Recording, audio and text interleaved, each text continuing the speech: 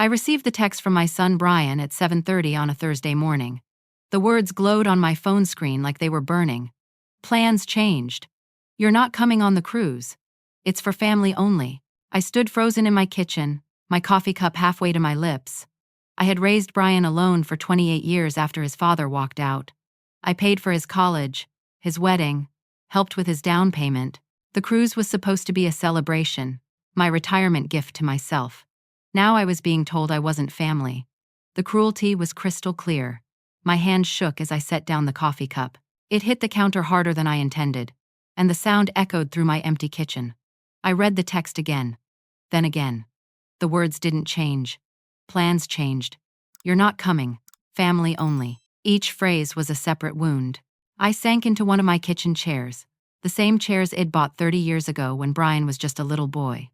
How many times had he sat at this table doing homework while I made dinner after working all day? How many birthday cakes had I baked and served on this very surface? The memories crowded in, making the text on my phone even more incomprehensible. My mind went back to 6 months earlier, to a warm Sunday afternoon in May. Brian had brought his family over for dinner, like he did most Sundays back then. His wife Amanda, their 9-year-old son Kyle, and their 7-year-old daughter Emma. We'd finished eating pot roast, and the kids were playing in the backyard when Brian made his announcement. "Mom, we've been talking," Head said, reaching across the table to squeeze Amanda's hand. "We want to do something big for Christmas this year. A family cruise to the Caribbean, 2 whole weeks, all inclusive." Amanda had smiled at me, her blonde hair catching the late afternoon sunlight streaming through my dining room window. "We leave December 20th. It'll be amazing." I remember my heart had swelled with joy. A family vacation, 2 weeks with my son, my daughter-in-law, my grandchildren. "That sounds wonderful," Id said. "It's our gift to you, Mom," Brian had continued. "For everything you've done for us. For me, you're retiring in November, and we want to celebrate that. Celebrate you." I'd actually gotten tears in my eyes. I tried to offer money to help, but Brian waved me off.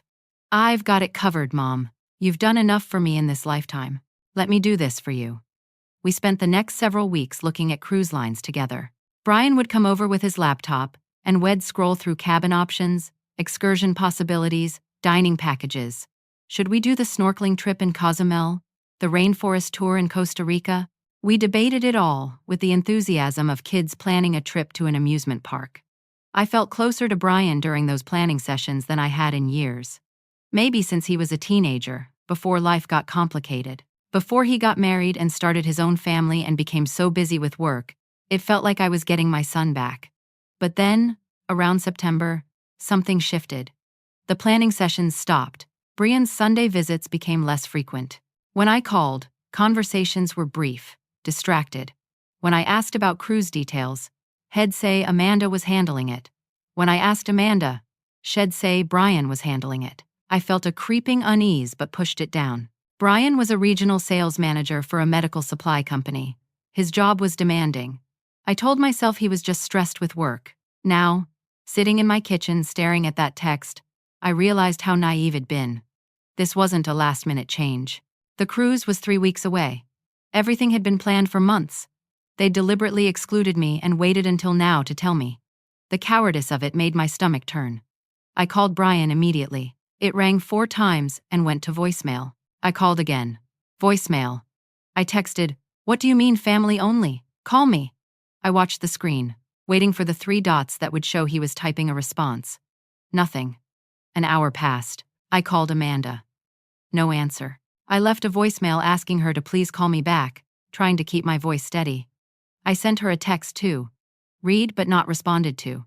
My confusion was hardening into anger. Then the anger cracked, and underneath was something much worse. Heartbreak.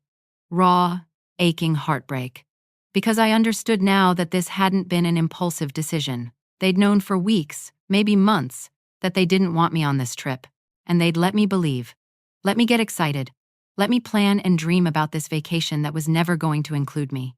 I looked around my small ranch house. 3 bedrooms, 1 bathroom, built in 1972.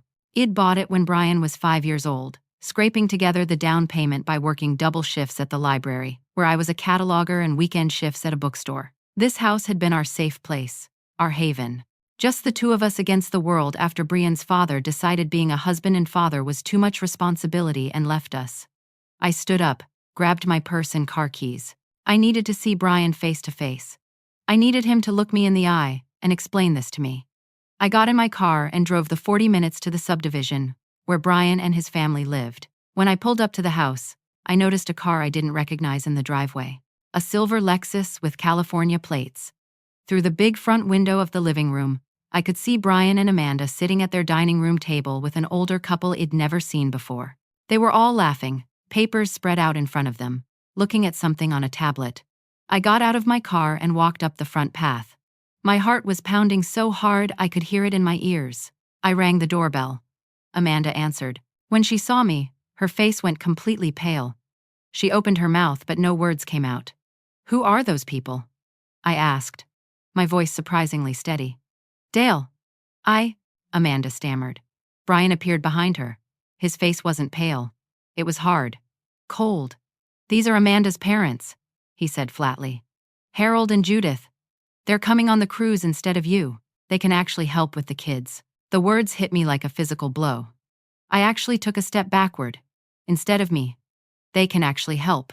As if the woman who'd raised Brian alone, who'd babysat Kyle and Emma hundreds of times, who'd taught them to read and took them to parks and museums, wasn't helpful, wasn't useful, wasn't wanted. "I need to talk to you," I managed to say.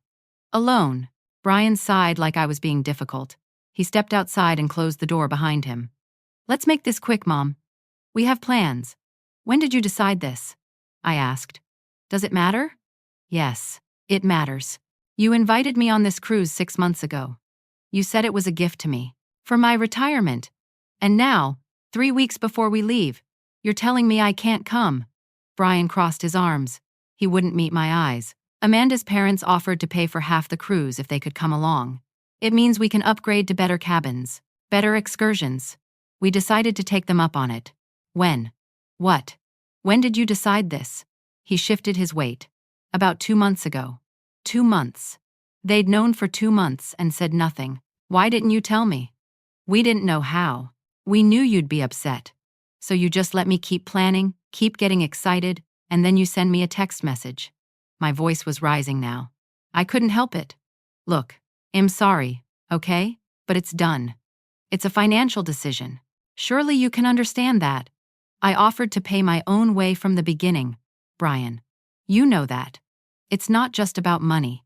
He ran his hand through his hair in frustration. "It's about family dynamics. Amanda's parents are easier to travel with. They're more helpful with the kids. They don't make everything about them." Each word was carefully chosen to hurt me, to rewrite our history, to paint me as difficult, as high maintenance, as someone who made things about myself when I'd spent 28 years making everything about him. "Do you remember whose house you're standing in?" I asked quietly. Brian looked confused. "What?" "This house. The one you and Amanda and Kyle and Emma live in. Do you remember whose house this is?" His face changed. A flicker of uncertainty crossed it.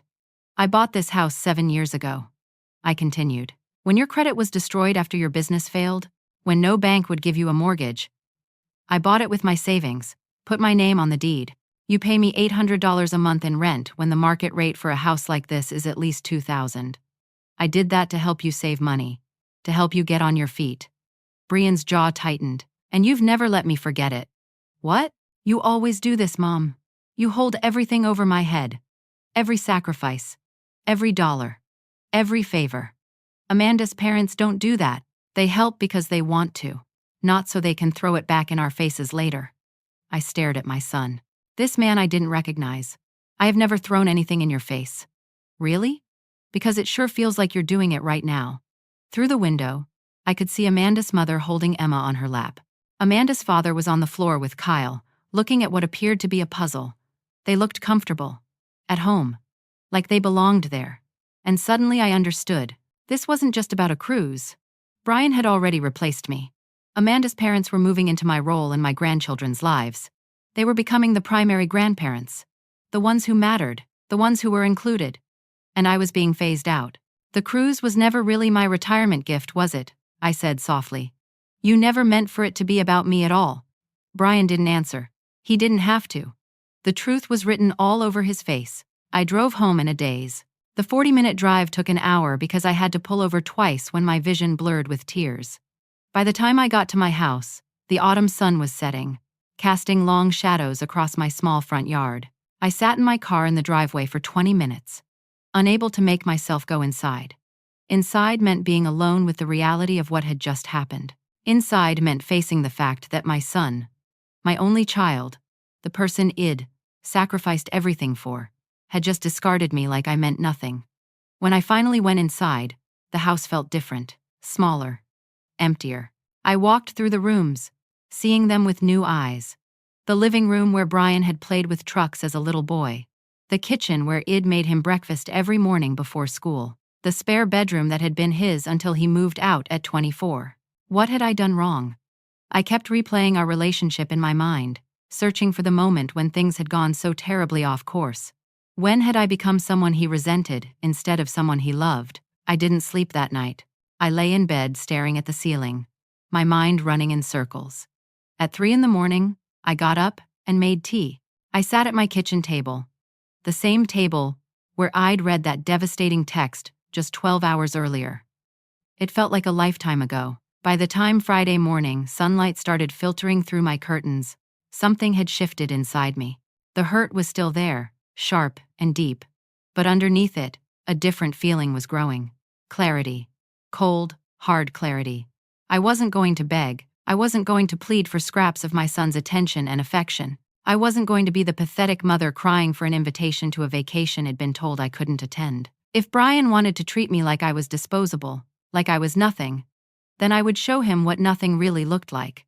I made myself breakfast, then I called my lawyer. Gerald Murphy had handled my will and estate planning 3 years ago. He was semi-retired now, only taking occasional clients, but had told me to call any time I needed anything. "Gerald, it's Dale," I said when he answered. "I need to see you as soon as possible. It's about property law." We met that afternoon at his small office downtown. I explained the situation as calmly as I could. Gerald listened without interrupting, his weathered face growing more concerned as I talked. When I finished, he pulled out the file on Brian's house. He reviewed the deed, the rental agreement, all the documentation. "You own this property outright," he confirmed. "Your name alone is on the deed. The monthly payments Brian makes are documented as rent, not mortgage contributions. He has no legal claim to the property whatsoever. Can I sell it?" Gerald looked at me over his reading glasses. "Legally, yes. You'd need to give him proper notice as required by the rental agreement. Looks like that's 60 days.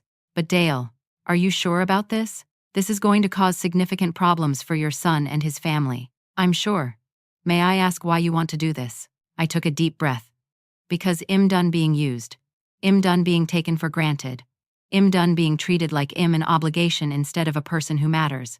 Gerald nodded slowly. "Then yes, I can handle this for you. I'll draw up the notice and contact a real estate agent I know who specializes in quick sales." "Thank you." As I was gathering my things to leave, Gerald said, "Dale, I've known you for years. You're one of the kindest people I've ever met. If you're doing this, I know you have good reason. But I want you to be prepared for the fallout. Your son is going to be very angry." "I know," I said, "but I'm angrier." That evening, I started going through my financial files at home. I needed to understand my full situation before taking any more steps. That's when I found something that made my blood run cold. 3 years ago, when Brian's business was failing and his credit was in shambles, I'd added him as an authorized user on 2 of my credit cards. It was supposed to be temporary, just to help him rebuild his credit score. I paid the bills. He was only supposed to use the cards in emergencies. I logged into my credit card accounts online. I hadn't looked at the detailed statements in months, just paid the minimum each month without thinking much about it. My hands started shaking as I scrolled through the charges. Brian had been using the cards regularly.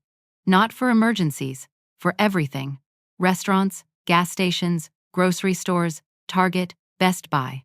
The charges went back over a year, hundreds of transactions.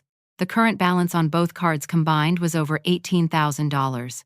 I felt sick. I scrolled back through months of statements, seeing my son's spending laid out in black and white. Expensive dinners, electronics, clothing. Then I saw a charge that made me stop breathing. $7,400. Paid to Royal Caribbean Cruise Lines, dated 2 months ago.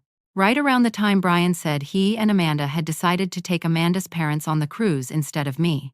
My son had used my credit card to pay for the cruise Head just uninvited me from. Head used my money to take Amanda's parents on the vacation that was supposed to be mine. I sat back in my chair, staring at the screen. The betrayal was so deep, so complete, that I almost couldn't process it. This wasn't just thoughtlessness. This wasn't just taking me for granted. This was deliberate exploitation. This was my son treating me like a bank account with no feelings attached.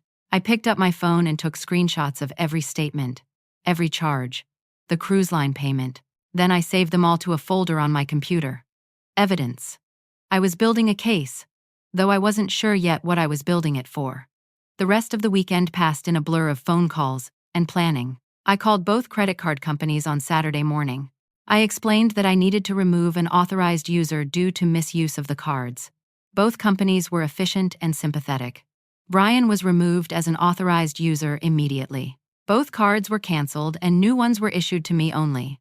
The representatives helped me set up payment plans to transfer Brian's charges into his name. He would start receiving bills for $18,000 next month. On Monday morning, I met with Gerald again. He had the eviction notice ready. We reviewed it together. Clean, professional, legally airtight. Brian and Amanda had 60 days to vacate the property. The house would be listed for sale immediately. I also met with Patricia Walsh, the real estate agent Gerald had recommended. Patricia was in her 50s, sharp and professional. She came to Brian's house on Tuesday morning to take photos and assess the property. I'd told Brian and Amanda I was coming over to talk, so they'd taken the kids to school and gone to work. I let Patricia in with my key. Beautiful home, Patricia said, walking through the rooms with her camera and tablet. Great neighborhood, excellent school district, well-maintained. I can list this high and still have it sold within 30 days. Do it, I said. On Wednesday afternoon, I drove to Brian's house one more time. This time I didn't knock. I didn't need to see his face or hear his voice. I simply slid the eviction notice under the front door in a large manila envelope. Inside was the official notice from Gerald, a letter I'd written explaining that the house was being sold, and copies of the credit card statements with Brian's charges highlighted. I included a note. I'm canceling the cards you've been using without my knowledge. The $18,000 balance, including the $7,400 you charged for the cruise, is now your responsibility. I got back in my car and started the engine. As I was about to pull away, the front door burst open. Brian ran out, still in his work clothes, holding the envelope. His face was red with fury. "Mom! What the hell is this?" I rolled down my window. "It's exactly what it says. I'm selling the house. You have 60 days to find somewhere else to live. You can't do this." "I can and I have. Read the notice. It's all legal. I'll fight this. I'll get a lawyer. The house is in my name only, Brian. There's nothing to fight. I'm the sole owner. You're doing this because of the stupid cruise? You're ruining my life over a vacation." I looked at my son, this man who thought so little of me. "No," I said calmly. "I'm doing this because you've been using me for years, and I'm done. I'm done being your safety net while you treat me with contempt. I'm done being generous while you're selfish. I'm done being your mother when you've made it clear you don't want one." Amanda appeared in the doorway, Kyle and Emma behind her. She must have just gotten home from picking them up from school. She came running down the walkway. "Dale, please, you can't do this. The kids, think about the kids. They'll be devastated to move." I felt a pang in my chest, looking at Kyle and Emma's confused faces in the doorway. But I held firm. "You should have thought about that before you decided to exclude me from your lives." "That's not fair," Amanda said, tears starting to run down her face. "We just wanted one vacation with my parents. They've never gotten to go on a big trip with us. You're always around. Can't you understand that?" "What I understand," I said, "is that my son used my credit card to pay for this vacation. $7,400 that I didn't authorize and didn't know about. What I understand is that I've been subsidizing your entire lifestyle while you've been planning to replace me. Replace you." Brian's voice was sharp. "What are you talking about?" "Amanda's parents. They're taking over as the grandparents. as the family that matters. I can see it, and that's fine. That's your choice. But you don't get to use me financially while you discard me emotionally." Then Amanda said something that changed everything. Her face was splotchy with crying, her voice breaking. "Your own son told me you'd probably die soon anyway and we'd inherit everything. We just needed to be patient." The words seemed to hang in the air, frozen in time. Amanda's hand flew to her mouth as she realized what she'd just revealed. Brian's face went from red to white in an instant. I sat perfectly still, my hands on the steering wheel. "What did you just say?" "I didn't mean." "I'm sorry, Amanda was backpedaling, but it was too late. I looked at Brian. "Is that true? You've been discussing my death? Planning for it?" "Mom, no, it's not like that." She misunderstood, but I could see the truth in his panicked eyes. They'd been waiting for me to die, viewing me not as a mother but as an inheritance, as a source of property and money that would eventually be theirs if they just waited long enough. Every interaction we'd had recently, every canceled dinner, every short phone call, it all made horrible sense now. They'd been reducing their emotional investment in someone they saw as temporary. "How long?" I asked. "How long have you been thinking this way?" Brian couldn't answer. He just stood there, his mouth opening and closing. "I put my car in drive. 60 days, I said. Find somewhere else to live." I drove straight home, my entire body shaking, not from fear or sadness now, but from rage so pure it felt like electricity in my veins. When I got inside, I went straight to my home office and opened my laptop. I pulled up all my financial accounts, bank accounts, investment accounts, the deed to my own house, my retirement funds. I'd spent 37 years as a school librarian, living frugally, saving carefully. I had more than most people realized, enough to live comfortably for the rest of my life, enough to leave a decent inheritance, an inheritance Brian had been counting on, planning for, waiting for. I thought about Amanda's words. "You'd probably die soon anyway." I was 62 years old. Both my parents had lived into their 90s. My grandmother had died at 97. I had at least 3 decades left, probably more. But Brian and Amanda had apparently decided that was too long to wait to live the lifestyle they wanted. The phone rang. "Brian."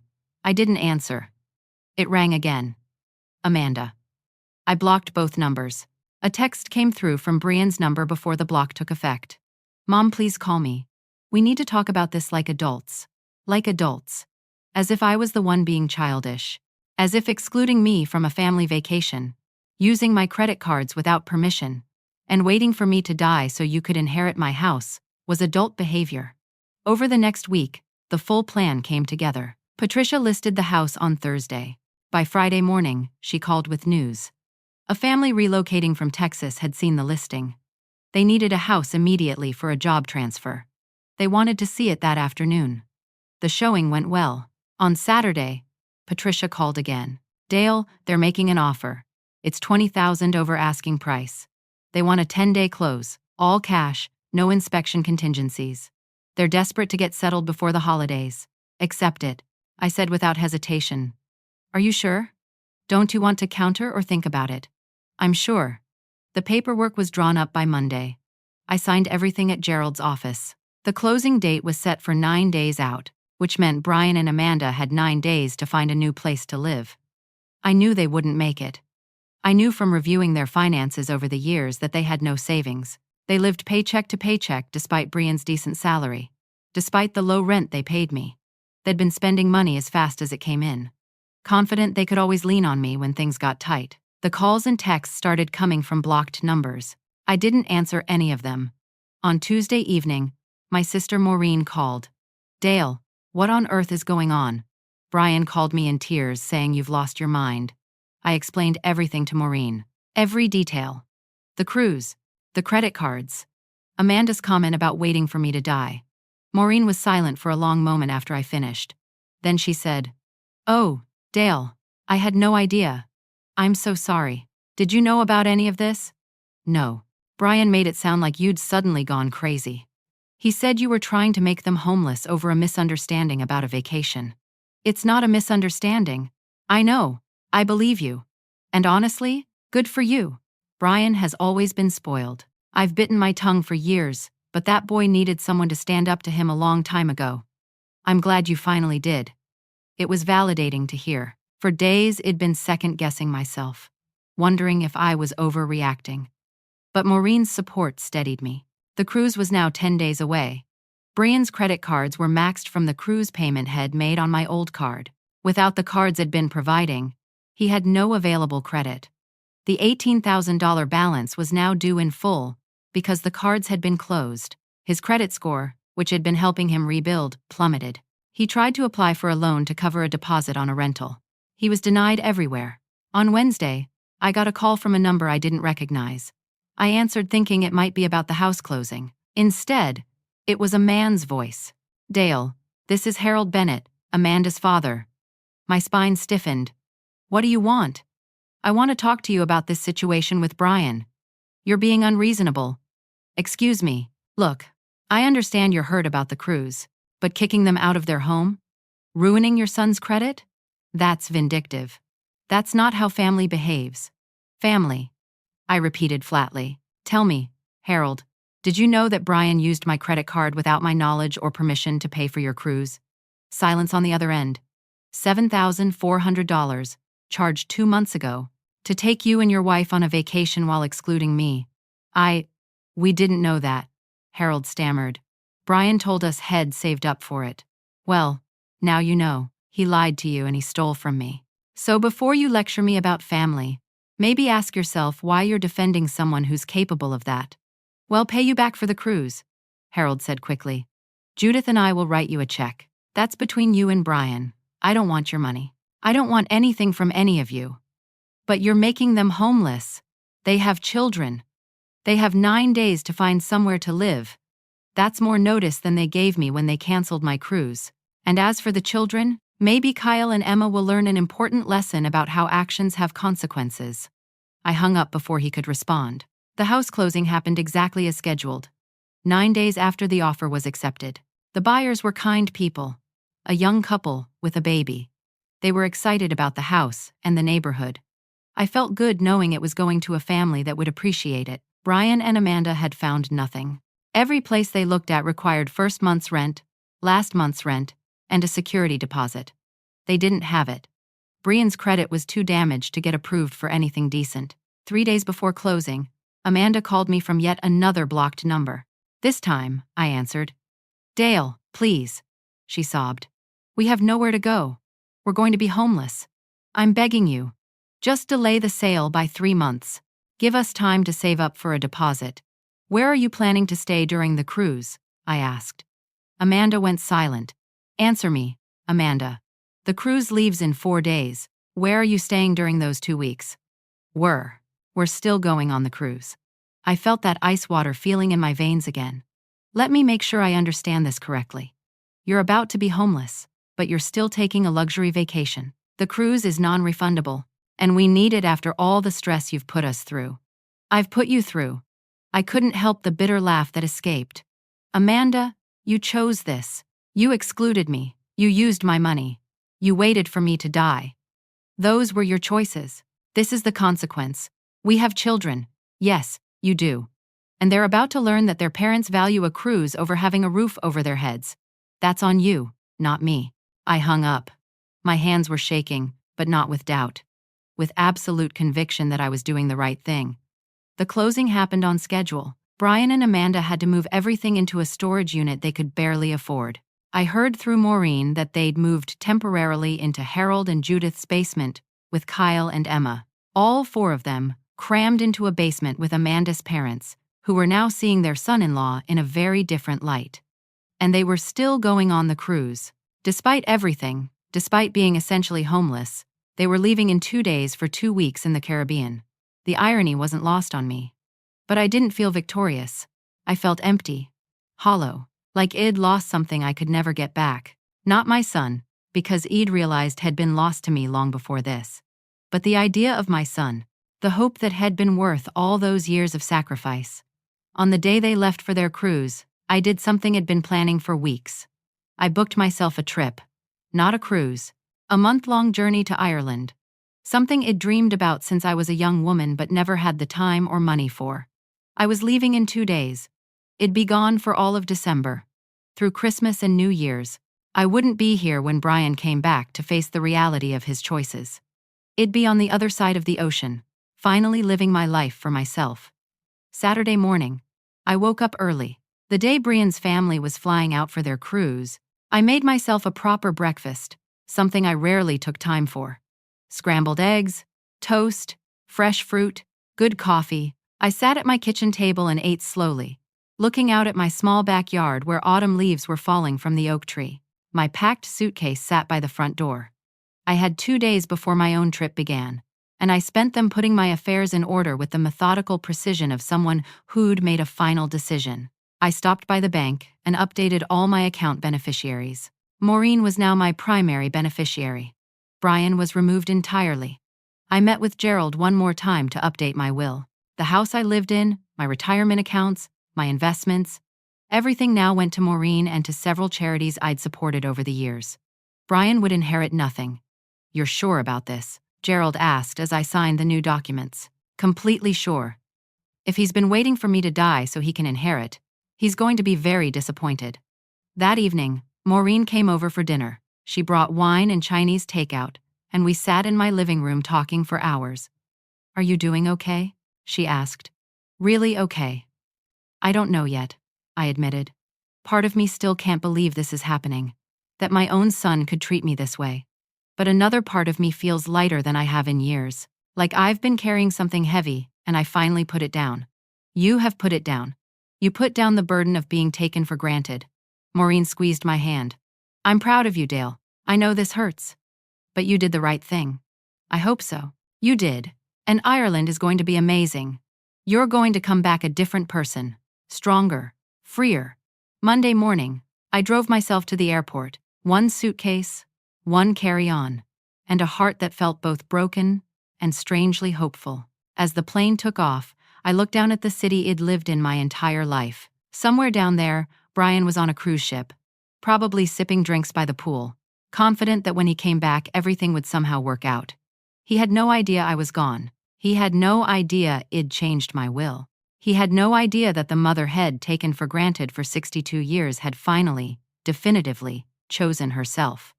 Ireland was cold and beautiful.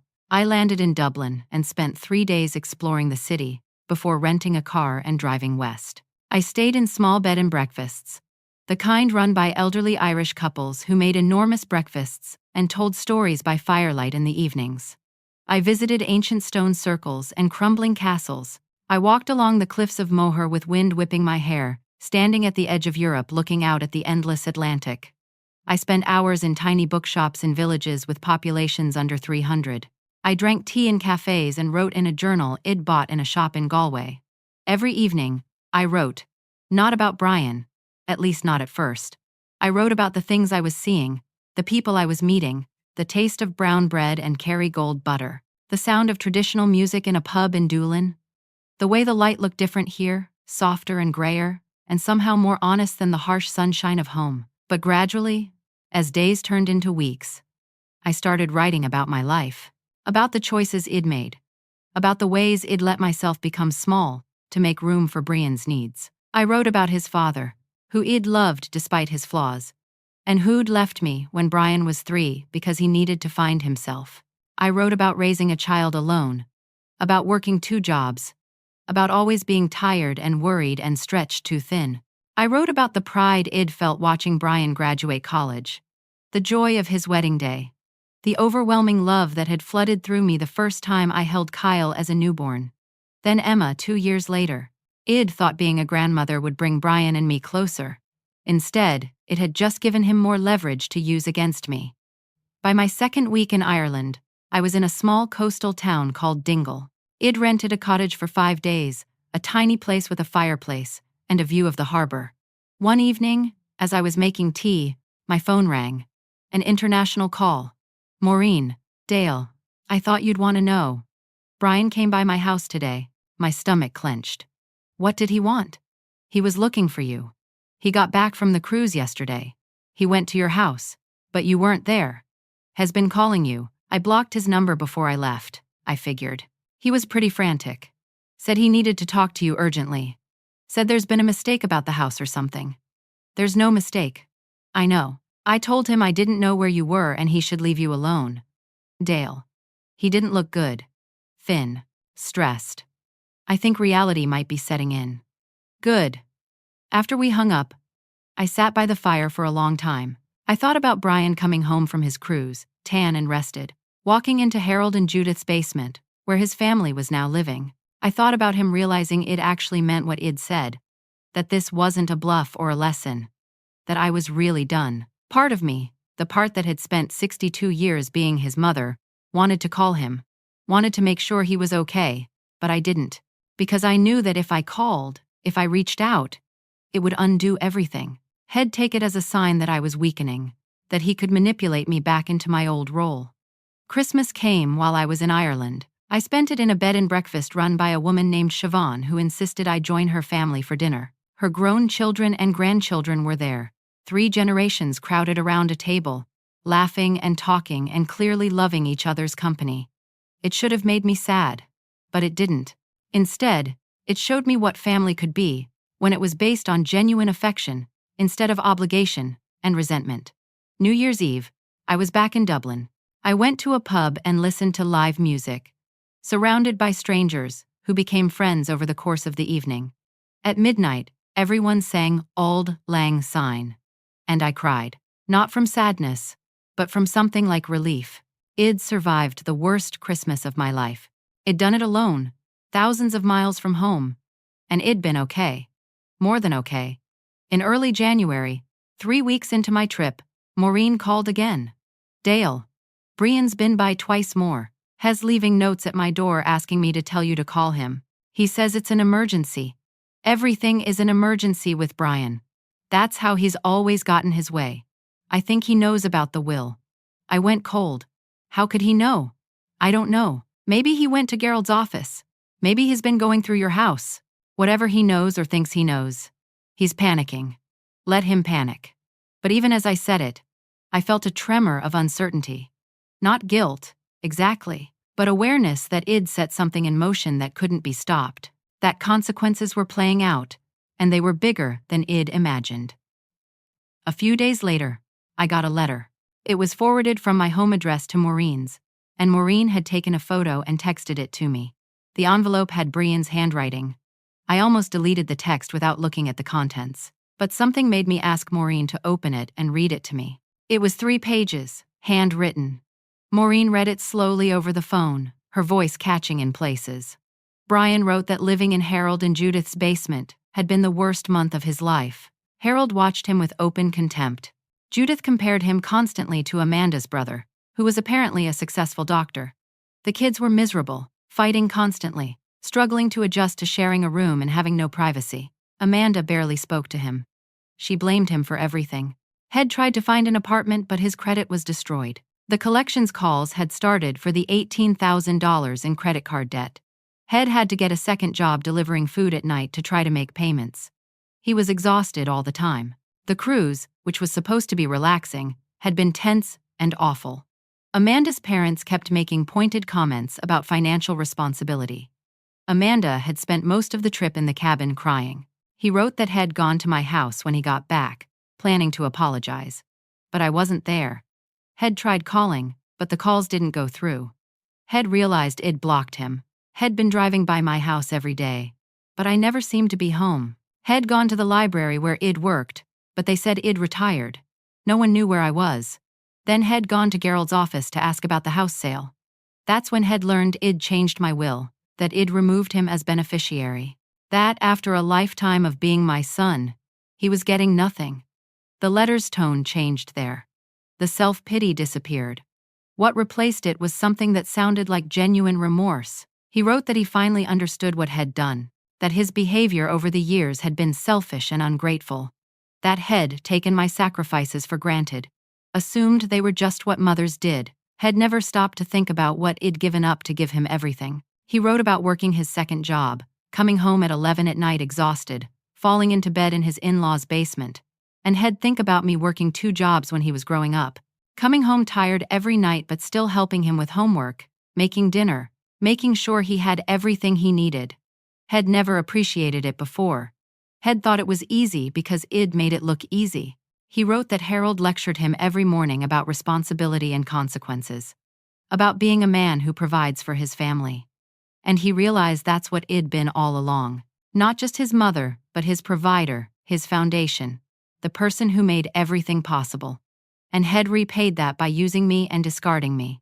The letter ended with an apology, not asking for forgiveness, not asking me to undo anything, just saying he was sorry, that he understood if I never wanted to speak to him again. That Head spent the rest of his life trying to be the kind of man who deserved a mother like me, even if it was too late for us. Maureen finished reading and was quiet. What do you think? She finally asked. I think he wrote that because he's desperate. Because he's lost everything and he thinks saying the right words will fix it. Maybe. Or maybe losing everything finally taught him something. Maybe, I said. But I didn't believe it. Not yet. I came home from Ireland in late January. My house felt strange, like it belonged to someone else. It'd been gone for 5 weeks, the longest it'd ever been away. The mail was piled up. The plants were dead. Everything was covered in a thin layer of dust. But as I walked through the rooms, I felt something unexpected. Peace. This was my space, my sanctuary. And no one was taking it from me or using it against me ever again. I spent the next few days settling back in.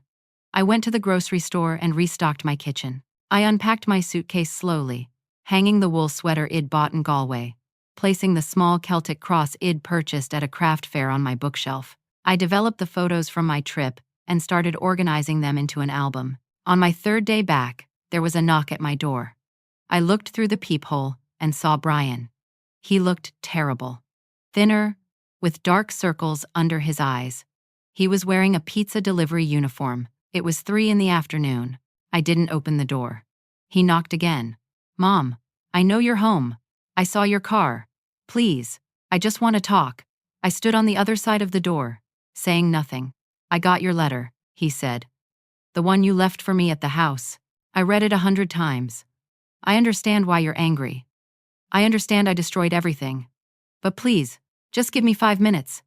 That's all I'm asking. 5 minutes, as if 5 minutes could fix years of taking me for granted. As if 5 minutes could make up for waiting for me to die so he could inherit my house. Please, Mom. His voice cracked. I know I don't deserve it. But please. I walked away from the door. I went to my bedroom, put on headphones, and played music until I was sure he was gone. When I finally looked out the window an hour later, his car was no longer on the street. The attempts to contact me continued. Letters in my mailbox. Notes left on my door. He even tried contacting me through Facebook. But I'd deleted my account before leaving for Ireland. He left voicemails on Maureen's phone asking her to pass along messages. She didn't. 2 weeks after I got home, Amanda came by. She brought Kyle and Emma. I watched through the window as they got out of the car. The kids looked confused and unhappy. Amanda's hair was pulled back in a messy ponytail. She wasn't wearing makeup. She looked exhausted. She knocked. When I didn't answer, she said through the door, Dale, please. The kids miss you. They don't understand why they can't see their grandmother. This isn't fair to them. Using the kids as leverage. It was a low move, and we both knew it. Kyle starts Little League next month, Amanda continued. He wanted you to come to his first game. Emma's in a dance recital in March. She's been asking about you every day. Please, don't punish them for our mistakes. I closed my eyes, fighting against the pull of guilt. I did miss Kyle and Emma. They were innocent in all of this. But I also knew that if I let Amanda use them to manipulate me back into their lives, nothing would change. Brian and Amanda would learn they could treat me however they wanted, as long as they dangled the grandchildren in front of me. We're trying, Dale, Amanda said, her voice breaking. Brian's working 2 jobs. I picked up extra shifts at the dental office. We're saving every penny. We found a small apartment. We can move in next month if we can scrape together the deposit. We're really trying to do better. I heard car doors slam. When I looked out again, they were driving away. Emma's face was pressed against the window, looking back at my house. That night, I cried for the first time since coming home. Not for Brian or Amanda, but for those 2 kids who'd gotten caught in the middle of their parents' failures. March came. I'd been home for 6 weeks. The initial shock of my actions had worn off, replaced by a new normal. I spent my days reading, Gardening, now that the weather was warming up. Volunteering at the local animal shelter. I met a book club through the shelter and started attending their monthly meetings. I was making friends. Real friends. People who knew me as Dale. Not as Brian's mother or Kyle and Emma's grandmother. One evening, I got a call from an unknown number. Against my better judgment, I answered. Dale, it's Harold. I almost hung up immediately. Please don't hang up. I'm not calling to yell at you or defend Brian. I'm calling to apologize. That surprised me enough that I stayed on the line. Judith and I, we didn't understand what was really going on, Harold continued. We thought Brian's version of events was the truth. That you'd overreacted to not being invited on a cruise. We thought you were being vindictive and petty. But living with Brian and Amanda these past months, we've seen a different side of things. What do you mean? Brian has always been entitled. Amanda too, if I'm being honest. They both think the world owes them something. They've been living in our basement rent-free, and instead of being grateful, they complain constantly about the space, the lack of privacy, the way we do things. Last week, Brian actually complained that we watch Fox News too loud in the evenings. In our own house, despite everything, I felt a small smile tug at my lips. And the financial irresponsibility, Harold continued. They're both terrible with money. They spend on nonsense and then wonder why they can't afford a deposit on an apartment. Amanda bought a $300 purse last week. $300, when they're supposed to be saving. Why are you telling me this? Because you were right, about all of it. And because I wanted you to know that Judith and I paid back the cruise money to Brian's credit card account. All $7,400. It was our gift to him and Amanda. So it's our responsibility, not yours. Thank you, I said quietly. Brian is finally working his second job consistently. Hez starting to understand what it takes to provide for a family. I think Hez learning. Slowly. Very slowly. But Hez learning. That's good. Dale, I'm not asking you to forgive him or to let them back into your life. That's entirely your choice. I'm just telling you that change is happening, and that he really does regret what he did to you. For what it's worth, we hung up shortly after that. I sat in my living room for a long time, processing the conversation. Brian was learning. Maybe. Or maybe he was just doing what he had to do to survive. And once things got better, he'd go right back to his old ways. I didn't know. And honestly, I wasn't sure I cared anymore. My life was my own now. And that felt like enough. April came with unseasonably warm weather. I spent a Sunday afternoon working in my garden, planting tomatoes and peppers in the raised beds I'd built the previous year. I was on my knees in the dirt, the sun warm on my back, when I heard a car door close. I looked up to see Brian walking across my lawn. He wasn't in his delivery uniform. He was wearing khakis and a button-down shirt, like he'd just come from somewhere important. He stopped a respectful distance away. Hi, Mom. I stood up, brushing dirt from my knees. What are you doing here, Brian? I was hoping we could talk. I know you don't owe me anything, but I'm asking anyway. I studied him. He did look different. Not just thinner, but somehow older. More worn down, but maybe more solid too, in a way he hadn't been before. 5 minutes, I said. Thank you. He gestured to my patio furniture. Can we sit? We sat across from each other at the small table where I ate breakfast on nice mornings. Brian folded his hands on the table and took a deep breath. Amanda and I signed a lease last week. On a 2-bedroom apartment. Nothing fancy, but it's ours. We move in next weekend. That's good. Harold and Judith are actually being nice about it now. Helping us move, gave us some furniture they don't need. I think they're relieved to have their house back. He gave a small, self-deprecating laugh. Can't say I blame them. I didn't respond, just waited. I've been going to therapy, Brian continued. Court-mandated, actually. Part of a financial counseling program. But it's been helpful, really helpful. My therapist has been making me examine my relationship with money, with responsibility, with you. What have you learned? That I'm selfish. That I've always been selfish. That I took everything you did for me and convinced myself I deserved it. That you owed it to me somehow. He looked down at his hands. Do you know I never once asked you about your life? In all the years I was an adult, I never asked about your dreams or your goals or what you wanted. I only ever talked about myself, about my problems, about what I needed. No. I agreed. You didn't. I've been thinking a lot about when Dad left. I was so young. I barely remember him. But you've never said a bad word about him. You just worked harder and made it work. You made it look easy. It wasn't easy. I know that now. God.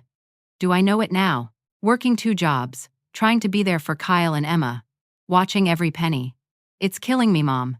And doing it with Amanda's help.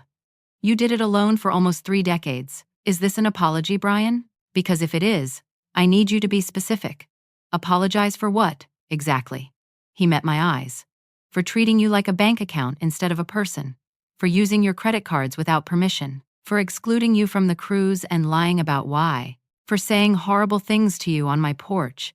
For letting Amanda's parents replace you in our lives. For discussing your death like it was a financial plan. His voice broke. For making you feel like you didn't matter when you're the only reason I have anything at all. The words hung between us. I felt something shift in my chest, but I wasn't sure what it was. Not forgiveness, not yet. But maybe an opening where forgiveness could eventually exist. I can't undo what I did, Brian continued. I can't give you back the cruise or the money or the years I wasted being ungrateful. All I can do is try to be better going forward. To be the kind of son who deserves you. Even if it's too late. Why now? I asked. Why after all these months? Because I finally get it. Not just intellectually, but in my bones. Last week, Kyle asked me why we couldn't see you. He said he missed you. And I tried to explain it to him. Tried to make it your fault somehow. But the words wouldn't come. Because even as I was talking to my 8-year-old son, I knew I was lying. I knew this was my fault. Mine and Amanda's. And I couldn't look him in the eye and pretend otherwise. I thought about Kyle's face in Amanda's car window, looking back at my house. How are the kids? Struggling. The move has been hard on them. Emma's having nightmares.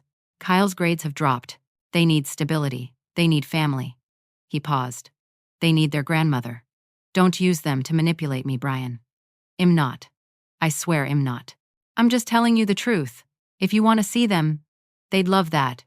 If you don't, I understand. But either way, it's not conditional on you helping us financially or letting us back into your life the way things were before. I'm not asking for that. What are you asking for? A chance to rebuild. Slowly. On your terms. Whatever those terms are. He reached into his pocket and pulled out an envelope. This is a payment plan. For the $18,000. I'm paying you back at $200 a month. It's going to take me 7.5 years, but I'm committed to it. The first payment is in there.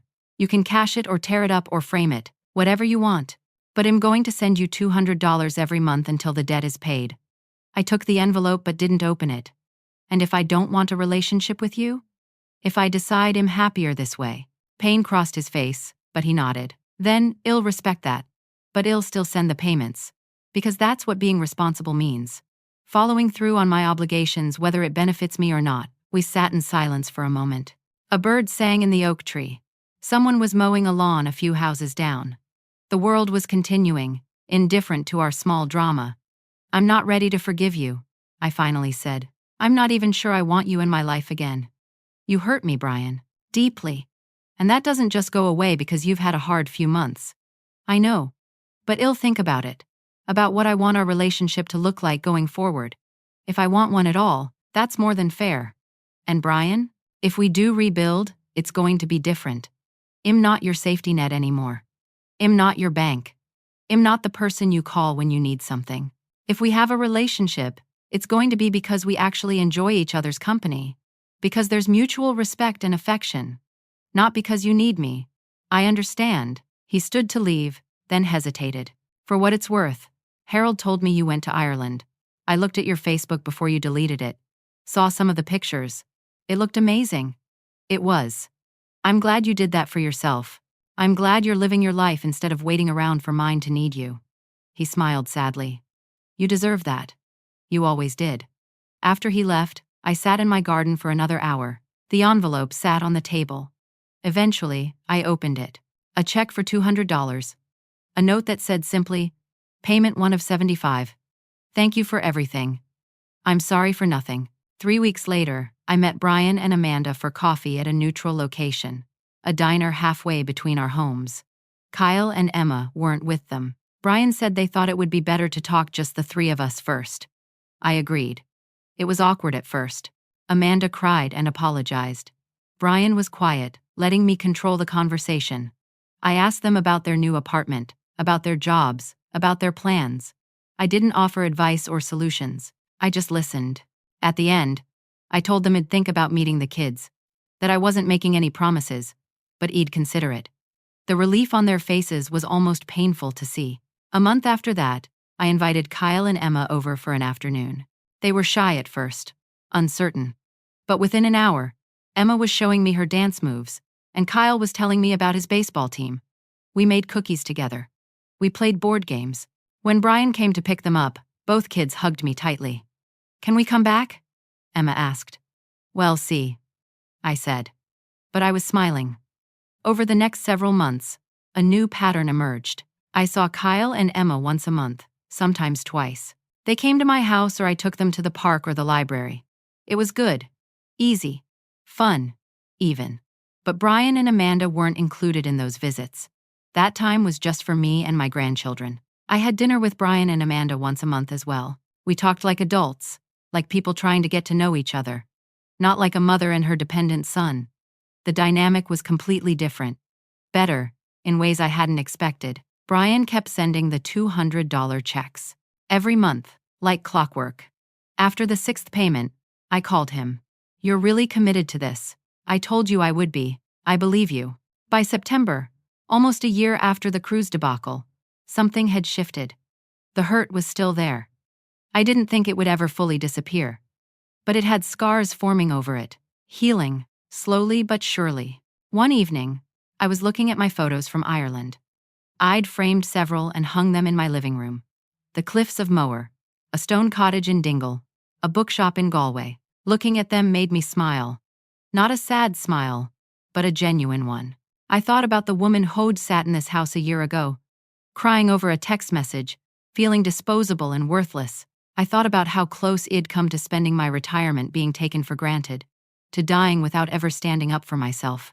I thought about how easy it would have been to swallow my hurt, accept the crumbs of affection Brian was willing to give, and pretend everything was fine.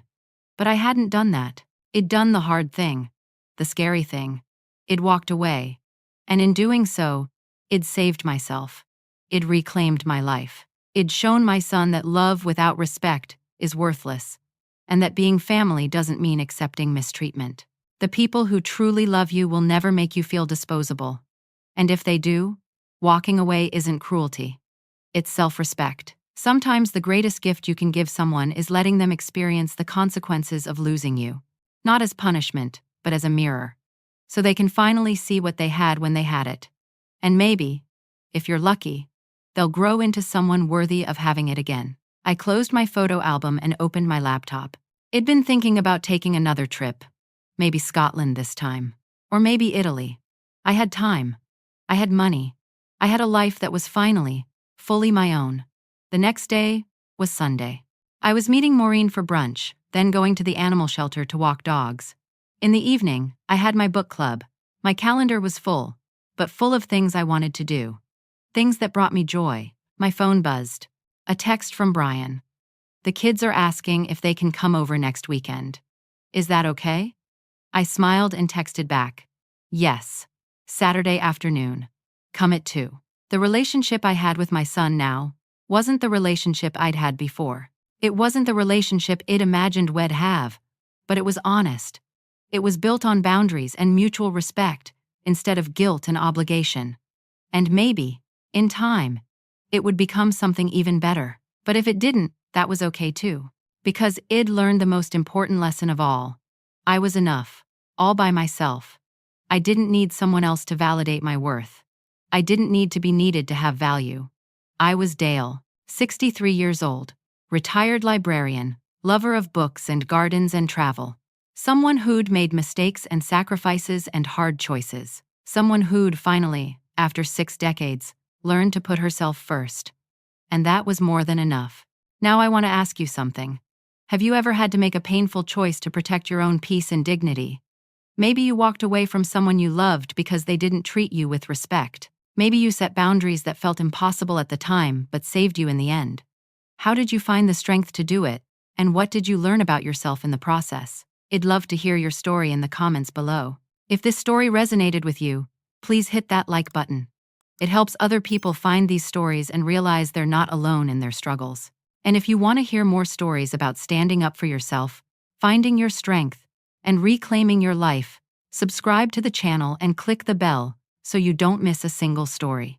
Finally, if you know someone who needs to hear this message today, someone who's struggling with being taken for granted or who's afraid to set boundaries with family, please share this story with them. Sometimes we all need a reminder that choosing ourselves isn't selfish, it's survival.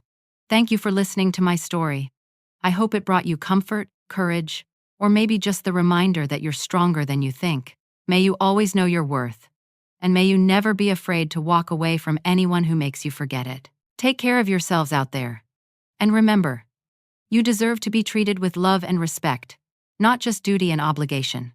Until next time.